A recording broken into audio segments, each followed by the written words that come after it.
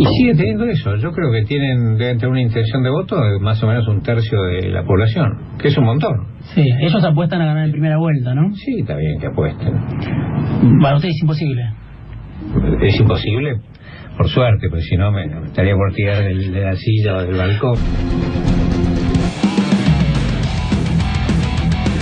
Estamos hablando metafóricamente, evidentemente. Me imagino que Federico Pinedo había dicho eso de manera metafórica, que se iba a tirar de un balcón. Claro, no dijo que se podía llegar a tirar del balcón por ejemplo, el 34% de la pobreza que hay en la Argentina, fruto del gobierno del cual él forma parte, metafóricamente. Metafóricamente no se tiraría de un balcón por los 15 millones de pobres que han generado, no todos lo han generado ellos, obviamente, pero estamos hablando de varios millones desde 2015 a esta parte. Tampoco se tiraría del balcón por el 57,9% de inflación interanual que generó Pinedo y sus amigos. Tampoco se tiraría del balcón Pinedo por el 10,1% de desempleo y el 12% proyectado hasta fin de año. Tampoco se tiraría por el balcón Pinedo, metafóricamente, por el 8,6% en aumento en medicamentos y mucho menos por el 67% en la tasa de interés, lo que hace inviable el crédito en la Argentina, la destrucción de las pymes, la destrucción de la industria. Por nada de eso, Federico Pinedo se tiraría del balcón. Metafóricamente estamos hablando. Pero ¿sabes qué? Si no lo querés ver metafóricamente, tampoco te preocupes por Federico Pinedo, porque es de Cambiemos.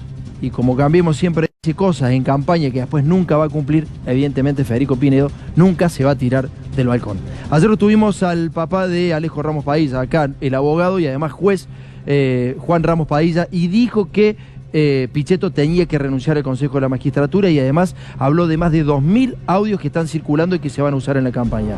La Corte Suprema de Justicia de la Nación tomó nota automáticamente, hoy emitió un comunicado, en un ratito nos va a mostrar Ariel Sack y Juan Alonso, pero también el señor Pichetto ha renunciado al Consejo de la Magistratura. Esto pasaba anoche, dale.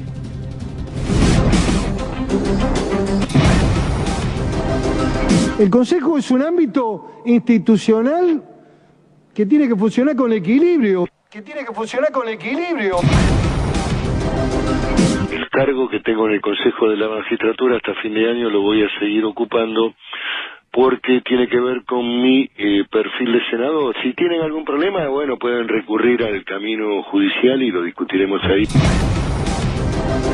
Está con nosotros Juan Ramos Padilla. En el caso del senador Pichetto, yo creo que él se va a excusar. Es un hombre que conoce la ley. Claramente no puede estar Pichetto como presidente de la comisión acusadora, investigadora de los jueces, porque ya dijo el presidente, lo acabas de escuchar, que lo va a perseguir a Ramos Padilla. ¿Qué crees que va a hacer su nuevo amigo Pichetto? Y yo creo que algún código tiene. Va a ser seguramente, va a tener que salir del bloque. Sí, no renunció hasta ahora, ¿no? Si tiene código y si conoce la ley, podría haberlo. Yo espero que los tenga. Es un hombre que no es la primera vez que está en el Consejo de la Magistratura, conoce el reglamento y sabe que no es una recusación común. Miguel Ángel Pichetto renunció a su cargo en el Consejo de la Magistratura a los efectos de presentar por medio del presente y a partir del día de la fecha mi renuncia al cargo del consejero de este Consejo de la Magistratura. Sin otro particular, lo saludo muy atentamente, Miguel Ángel Pichetto. Increíble, hizo lo que tenía que hacer. Uno pensaba que verdaderamente iba a hacer el trabajo sucio en el Consejo de la Magistratura. Se apartó Miguel Ángel Pichetto después de todas las presiones que ha recibido. Pablo, ¿cómo andás? Buenas noches. ¿Cómo le va, Méndez? ¿Bien? ¿Todo bien? ¿Qué tal de balcón? ¿Cómo se siente? Es complicado, es complicado. Es complicado, no le digo no quisiera ser Pinedo. No quiso bailar cuarteto tampoco, ¿no? No, ahí arriba, mucho menos. ¿Le creíste a Pinedo? ¿Estas cosas van a volver en campaña? Yo creo que en algún punto hay que escuchar muchas veces cuando hablan estos personajes, que no hablan tan a menudo, porque les sale un poquito el inconsciente. Sí. Y ese inconsciente que te está diciendo, si ganan en primera vuelta, en realidad te habla de un profundo sentimiento antipopular, porque en definitiva es eso lo que están expresando, que también avisaría sobre qué estarían dispuestos a hacer para no perder. Ojo. Ojo, porque el inconsciente a veces traiciona. Pero Pinedo con la oposición, inclusive siendo oficialismo de oposición, siempre tuvo laburo dentro de la política, laburo entre comillas, digo. Siempre Pinedo estuvo acomodado. Está claro, Tomás, que hay muchos profesionales de la política en Cambiemos. Mira, hoy justo uno de los tantos televidentes que nos saluda por la calle me decía, che, digan que Macri, que dice que lo nuevo, cada vez se junta con lo más viejo. Y es verdad. Cuando uno arranca con Pichetto y ve otras alianzas, hoy lo de Menem, que fue un papelón, un paso en falso, yo creo que hay que estar presente, hay que tener presente que lo de Cambiemos con Pichetto, lo de Macri con Pichetto, pudo haber sido un acierto táctico, está por verse si no es un error estratégico. porque empiezan a sumar pasos en falso, como lo de Zulemita Mena en La Rioja, desmintiendo que iba a ser candidata de Cambiemos en un acuerdo con el padre que aún es senador, un voto que a Cambiemos en el Senado todavía le interesa. Todas estas cosas son la vieja política, y ojo que Macri empezó un camino de despegarse del librito, lo dijimos acá cuando tratamos el nombramiento de Pichetto como vice, se están despegando del librito que les permitía, por lo menos, frente a todos, seguir siendo lo nuevo, porque cada vez se mezcla más con lo viejo. Bueno, señores, lo que vamos a ver ahora es el tape de desempleo. Vamos a ver el tape de desempleo. Se conocieron los datos de desempleo en el día de la fecha. En un ratito empezamos a analizarlo con 3 economistas. Vamos.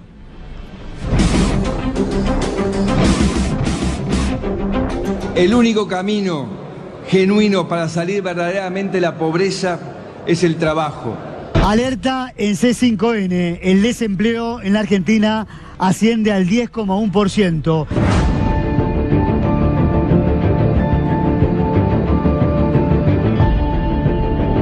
Desafío no puede haber habido un presidente tan preocupado por la generación de empleo como yo, pero más que yo, ninguno en la historia. Este número que preocupa, 10,1% el desempleo en la Argentina. Cambiamos el rumbo, ya empezamos a generar las condiciones para crecer, que es lo importante. Todos los problemas que tenemos tienen un único camino de solución, es crecer.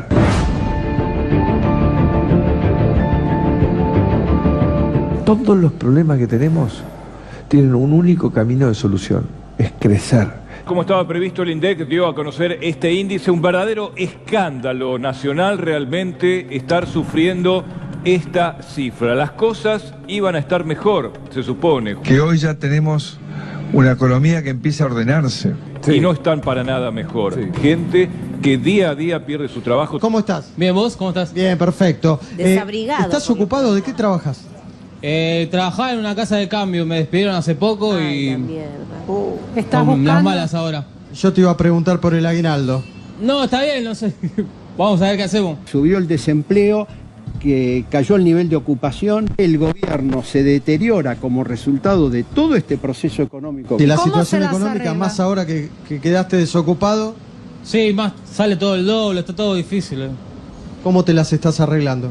Y me ayuda mi suegra, mi mamá un poco. Generar nuevos trabajos, nuevos puestos de trabajo, que es la forma de reducir la pobreza en todo el país. Va a ser una revolución de empleo y el país va a llenarse de fábricas. Cada semana se conocen nuevos despidos masivos en Argentina, tanto en el comercio como en la industria, que está usando casi la mitad de su capacidad productiva, el menor nivel desde el colapso de 2002. Y el país va a llenarse de fábricas. Hay que empezar a defender cada pyme como si fuese la última, porque no vamos a llegar a diciembre. ¿Hasta cuándo la mentira, no? Esta es la verdadera realidad. Lo que vas a ver ahora en la placa. La economía en caída libre. Desocupación abierta, 10,1%. Ocupados demandantes, el 17,5%. Hernán, ¿cómo andás? Buenas noches. ¿Qué tal? Buenas noches, ¿cómo estás? ¿Cómo hacemos esa lectura? ¿Qué quiere decir una cosa y la otra? No, básicamente el dato que surgió en el día de la fecha es preocupante. La primera cuestión es que cruzamos los 2 dígitos. Este es el primer dato. La verdad, no está el dato de finales de 2015. Si hubiese estado, no son comparables los trimestres, pero estamos casi duplicando la desocupación de lo que fue aproximadamente en 2015. ¿De cuánto era en 2015? ¿Casi 5%? 5,9%. Lo que pasa es que el último trimestre no está publicado. No son comparables, pero no está publicado. Pero probablemente hubiese estado 5,5 tal vez. El otro dato es que tenés 2 millones, casi 100.000 trabajadores buscando trabajo y sin trabajo. Claro. ¿No? Estos son el 1.338.000 que publicó el INDEC hoy, extrapolado al 100% de la población. ¿Vos querés decir que esos 2.100.000 personas no son vagos, no quieren vivir del subsidio, sino que están buscando laburo en Argentina? Claramente, pero lo dice el INDEC, ya esa parte no la digo yo. Yo digo que además son pocos. Yo tengo serios cuestionamientos al dato publicado de hoy. Una cuestión ilustrativa. El INDEC dice que la desocupación en la Ciudad de Buenos Aires, en el ámbito de la Ciudad de Buenos Aires, es 7,2. Sí. Estadística de la ciudad dice que es 10,7. La ciudad incluye algún ámbito geográfico distinto. Ahora, 3,5 puntos. Y además, un dato peor todavía.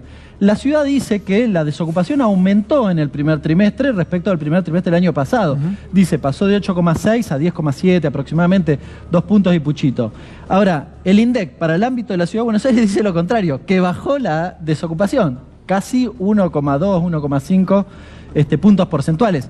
Es bastante contradictorio. Está bien. Puede pasar en términos hipotéticos, pero es muy contradictorio. La economía en caída libre, para que hable de Mercedes ahora, vamos a hablar de las mujeres desocupadas, de cómo viene la desocupación. En mujeres se hablaba de discriminación en esto también. Las mujeres de 14 a 29 años, el 23,1% desocupadas, y varones de 14 a 29, el 18,5%. Sigue siendo, obviamente, desfavorable para la mujer. Mercedes, ¿cómo andas? Buenas noches. Hola, buenas noches. Todas las políticas de ajuste, las más empobrecidas, las más desempleadas, siempre son las mujeres. Por eso me parece que este gobierno, y es un poco lo que reclamamos muchas mujeres, la verdad que la desprotección, todo el ajuste y la baja de todas las partidas que tienen que ver con género, con prevención, la verdad que se hacen muy notorias. Y esta desazón de los jóvenes con esta tasa de desempleo, la verdad que hacen estragos.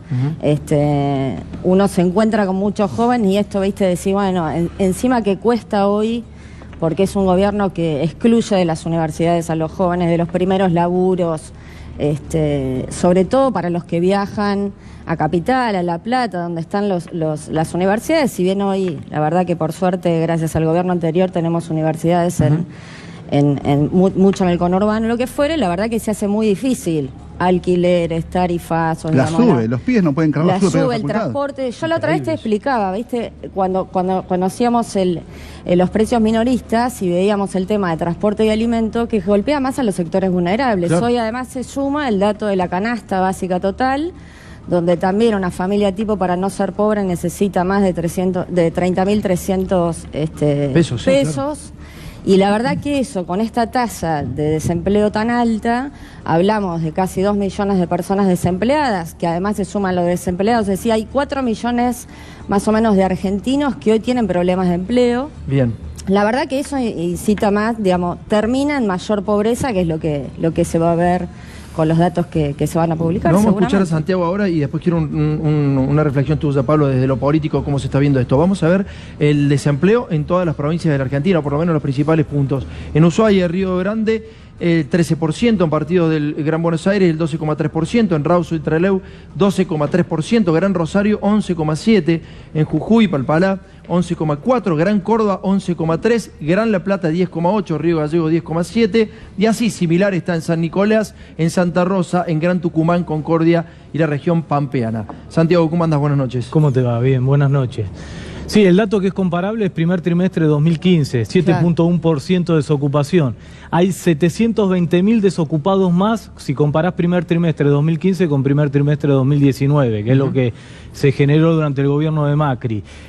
Un punto importante, lo único que está preocupado hoy el gobierno es por mantener, a ver si puede sostener la paz cambiaria a costa de profundizar la destrucción del aparato productivo de la economía nacional. Lo están logrando, ¿no? La paz cambiaria la están logrando. Sí, pero lo está logrando con una tasa de interés en 70%, claro, más despilfarrando todas las reservas del Banco Central, que además es deuda del Fondo Monetario Internacional, que el FMI, violando la Carta Orgánica del FMI, le está permitiendo usar la deuda del Fondo Monetario Internacional para financiar fuga de capitales. Con lo cual es un costo muy alto, porque está usando reservas que cuando vengan los vencimientos de deuda después no vamos a tener los dólares para pagar eso, y con una tasa de interés cercana al 70%, que implica profundizar el proceso de desindustrialización de la economía nacional y el crecimiento de la desocupación que vemos reflejado. Ahora, ¿cuál es la contracara?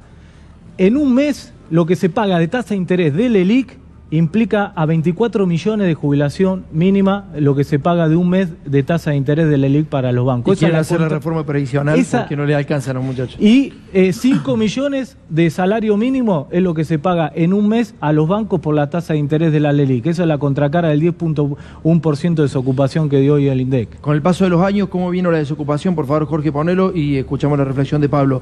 Ahí está, básicamente en el primer trimestre de cada año, en 2003 el 20,4%, en el 2004 el 14,3%, en el 2005 el 12,9%, 2006 11,3%, empezó a bajar y descender fuertemente, en 2007 también, 2008 como ves 8,3%, se mantuvo en 2009, volvió en 2010 a mantenerse, bajó en 2011 al 7,4%, 2012 también hubo una sensible baja, si alguno no está de acuerdo con estos números lo puede decir, y así fue fluctuando hasta 2015 7,1%, hasta estar hoy en el 10,1%. Pablo, dale. No, está claro que en la sonrisa que esbozaban los tres no están totalmente de acuerdo con los números, y la sensación térmica de la calle dice que los números son más altos. Déjame, de todos modos, que me parece que en un año electoral nosotros tenemos la obligación no solo de hacer el diagnóstico, sino también de hacer la propuesta, la promesa, sin repetir, sin soplar, y lo más brevemente posible, empezando por Santiago. Primera medida económica que un gobierno tiene que tomar para revertir esta situación.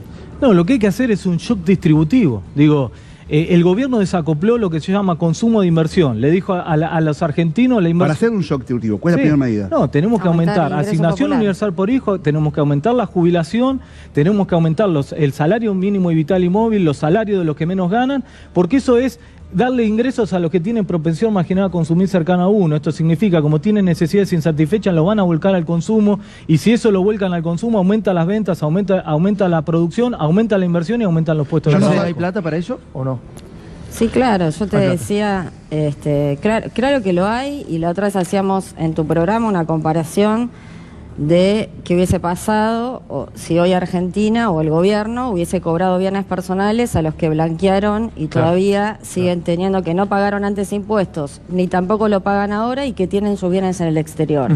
Digo, si hubiésemos cobrado bienes personales como hoy paga cualquier clase media, cualquiera que tiene un departamento o lo que fuere, la verdad que hubiésemos evitado hasta el tarifazo, el total del tarifazo que ha sufrido la Argentina. Estamos hablando de 3.600 de luz, 2.400 de gas, 1.000 de agua, eso se podría haber evitado. Bien. Me parece, agregando a lo que dice Santiago, es importante entender que hay medidas que son urgentes y otras que son importantes, decimos los economistas que hay que tomarla, pero la urgencia es generar un aumento de ingresos populares, como dijo bien Santiago, y que esos mayores ingresos se canalicen en la producción nacional. Le voy a pasar el tape ahora de la industria, la caída de la industria, para que Hernán haga de esto, sabe, y mucho, la verdad, que nos ha ilustrado y frecuentemente, así que quiero que veamos el tape y después lo escuchamos a ver qué tiene para decir Hernán. Te digo lo de la cámara de zapatos, ¿no? Sí. Lo de los vendedores de zapatos. Si abren las importaciones nos aniquilan. Absolutamente, tiene razón él. ¿No podemos abrir las importaciones? Lo del calzado es la apertura indiscriminada de importaciones. ¿No va a ser un aquelarre de importaciones esto? No, la Argentina no puede. Pero nosotros tenemos que crear trabajo, no destruir el poco que tenemos. Cualquiera puede traer un zapato... No importa el precio. A precio de dumping, por ejemplo. $1. La industria del calzado está al borde de la desaparición porque ingresan calzados de distintos lugares del mundo a precios que no se puede competir. Es momento de hacer un zapatazo. Todo un país que se está aniquilando, se está quedando sin industria, estamos privilegiando lo importado. Hay que empezar a defender cada pyme como si fuese la última, porque no vamos a llegar a diciembre. Una caída en la actividad industrial del 13,4%. En lo que abarca a los sectores industriales, no hubo uno solo que zafara de tener variaciones negativas. Ninguno.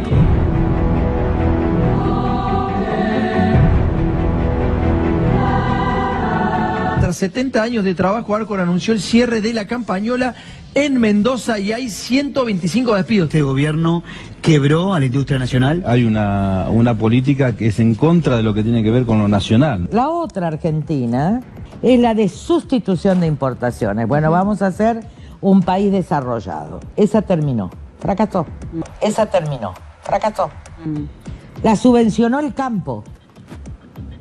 Pero las industrias no son competitivas afuera. Las industrias no son competitivas afuera. Una política que es en contra de lo que tiene que ver con lo nacional. Un camino en el cual la Argentina deja de ser un país estadocéntrico, un país que abandona como idea, como sueño, la sustitución de importaciones. Abandona como idea, como sueño, la sustitución de importaciones, y que abraza la integración al mundo. El cuero y los productos manufacturados en cuero. Bueno, la realidad es que las importaciones y la caída del consumo están haciendo desastres en este sector. Cada semana se conocen nuevos despidos masivos en Argentina, tanto en el comercio como en la industria, que está usando casi la mitad de su capacidad productiva, el menor nivel desde el colapso de 2002. 6 de las 11 multinacionales que fabrican automóviles y camiones en Argentina, incluida Volkswagen,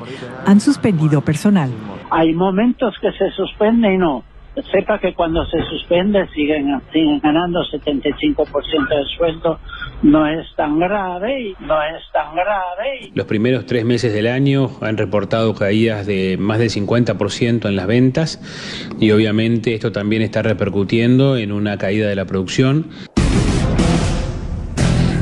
Te das cuenta de quiénes hablan y de la manera en que hablan y de la manera despectiva en la que hablan, ¿no? Cuando hablan de sustitución de importaciones está diciendo la producción nacional, es decir, el empleo de tu viejo, tu vieja, tu abuelo, tu hijo. Están diciendo que eso no sirve, que eso fracasó. Lo está diciendo Carrió sentada en un sillón, cobran 280.000 pesos por mes, de bolsillo obviamente, más el aguinaldo, lo cobran siempre puntualmente. Y además, una mujer que va a las sesiones al 40% de las sesiones. Una vaga, una persona vaga, que vivió siempre de la política, de la dictadura militar, hasta esta parte, desde la política, es decir, del Estado, de vos, de lo que podés generar vos a través de eso, de lo que dice ella. Te lo está diciendo sentadita ahí. Lo mismo te está diciendo un ministro de Economía que antes era columnista de un programa de televisión. No quiero desmerecer esto, nuestro rol, digamos, pero básicamente no estamos capacitados para ser ministro de Economía y mucho menos para decir las pelotudeces de la manera en que lo dice. Son demasiado hirientes las frases que le está diciendo a los trabajadores. Claro, usando un eufemismo, el eufemismo de la sustitución de importaciones. Lo que está diciendo es que tu laburo no sirve porque no es competitivo con afuera, con el extranjero. Hernán, dale. No, a ver, cuando uno escucha y ve ese tape, lo que está claro es que lograron el objetivo, ¿no? Digamos, Duhovne era columnista de un canal determinado, terminó de ministro para hacer determinada tarea. Esa tarea es que no haya pymes en la Argentina, esa tarea es que no haya industrias en la Argentina. Los datos son terriblemente contundentes. Mirá, empresas de menos de 100 trabajadores tenías 559.318 en diciembre de 2015 y tenés hoy 540.465. Casi 20.000 empresas de menos de 100 trabajadores menos. Destruyeron 20.000 empresas. Entonces, cuando uno piensa, digo, ¿qué hacemos con el empleo? ¿Cómo logramos? Podemos pensar una serie de políticas. Ahora, esas empresas ya cerraron, ya bajaron la persiana. La persona que la echaron de una empresa que bajó la persiana, es muy difícil que vuelva a recuperar empleo en ese lugar de por sí porque la empresa no existe más. Y difícilmente en un escenario macroeconómico que no genera condiciones. ¿Y por qué no genera condiciones? Bueno, porque las tarifas, lo decía ella recién, las tarifas aumentaron 1.500% a 3.000%. En el caso de los comercios, además, y de la industria, no está suspendido el aumento de las tarifas, ¿no? Suspendido para los usuarios residenciales. Ahora, este año vuelven a tener aumento en el mes de octubre.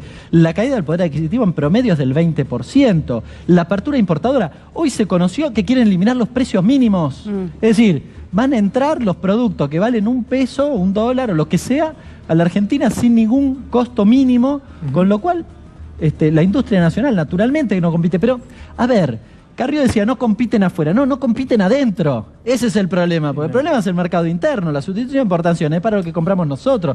Después discutimos además si podemos exportar, que está muy bien, pero es una cosa complementaria en todo caso. Pablo, una pregunta para Mercedes, por favor. Sí, de todos modos, a los tres quiero compartir un dato histórico que la joya de archivo encontraron recién los muchachos con lo de Carrió. Carrió dice, el modelo de sustitución de importaciones se acabó porque lo subvencionaba el campo. La verdad que esto es tal cual lo que el radicalismo conservador planteaba en los 40, oponiéndose al Plan Pinedo, donde decía, hay un textual en un libro muy bueno que es sobre los orígenes del peronismo, de Murphy y Portantiero, que hay un diputado radical chaqueño que dice, mientras existan vacas en Argentina, no hacía falta chimeneas echando humo.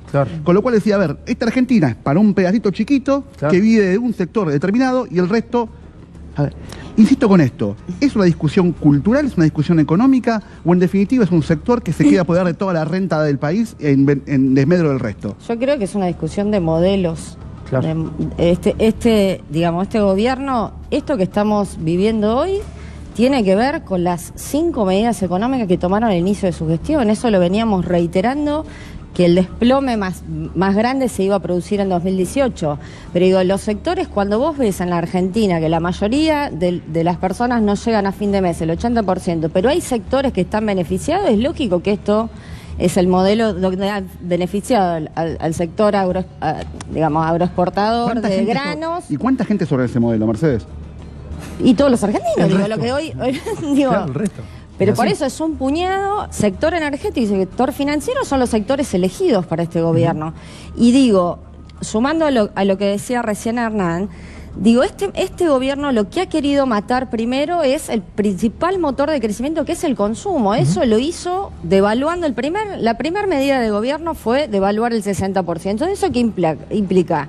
Que en tu bolsillo tu plata vale menos, entonces obviamente vos podés comprar menos, consumís menos, las empresas venden menos, las empresas cierran, despiden, digamos, y además complementando esto de generar esta apertura importadora que ha matado las pymes, no solo las pymes, sino que hoy se caen las empresas grandes, porque tampoco este es un gobierno de empresarios. No, está claro. Hoy las empresas medianas y algunas grandes también se están cayendo. Lo están padeciendo claramente, sí. Entonces hay sector muy chiquitito de la Argentina, el más rico de la Argentina, que es el único. Y eso es un modelo que aplicó y tuvo, como dice él, éxitos. Bien.